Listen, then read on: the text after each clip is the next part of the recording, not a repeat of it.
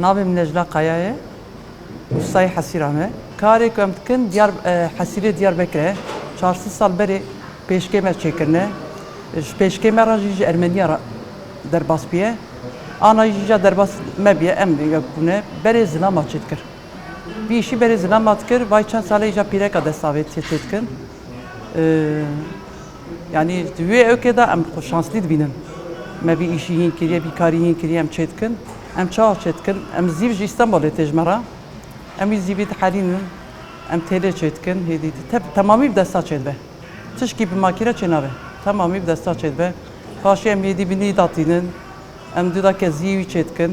Piştî kezî qede îja em aşamayî derbasın çê dikin. Ew jî bi xêra ustayî me van tişta hîn bû, yani hêdî dî bi sebir. Yani bi me re sebir kirin. Zor zehmet bû ama em hîn bûn, çok şükür. Navê min Seher e. Ez hatime ji bo Gümüşê veelimim. Min çê kir. Ana em berê em ê pîreka çê dikirin. Ana ê zilam ez çê dikim. Hasîrê bi zilam. Wîya jî xwestina wî pir yani dixwazin ji me. Em çê dikin. Karekî pir xweş e ama hengî sabir lazim ji me re. Gerek sabirlî be. Yani were çiqa sabirlî be daha xweş çê dike. Zîv çawa dihellînin. Em têl çê dikin. Têla jê dikin. Em çarda heb em deytînin. Digî heya pazda. Hêdî miş yani örmîj dikin. Çiqa mere örmîj dike daha yani çê dibe. Sıra têl çê dibe. Têla jê dikin, hep heya kezî tamam dibe. Yani hinkada 105 sıra dikeve, hinkada 4 sıra ser yani mezmbûnayî piçikbûnayî ye. Yani gava em têm şeveqê ku em rûdinin, em dest pê dikin, heta êvarê ancak yek hepkî diqede. Ew jî kezî diqede, aşamayî din hêdimînin yani ancak kezî diqedînin. Yani bi sebir çê dibe. Tamamî ku tu bêjî bira biqede, o têkeve vîtirnê bi roja da diqede. Zehmetî çê dibe. Zêr jî çê dikin. Aynîsî em zêr jî çê dikin ama li vê derê, li vî xanî em zîv çê dikin.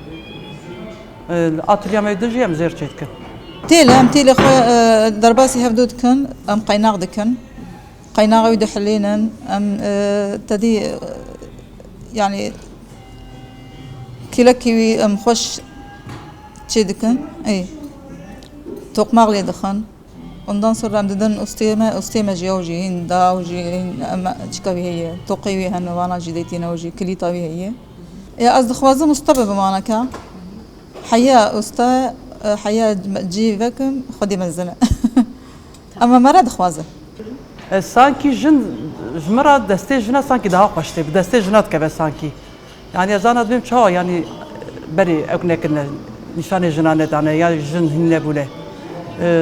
Çünkü jin gava destê xwe bavên tişkî wî tiştî xweş dibe, wî cî xweş dibe.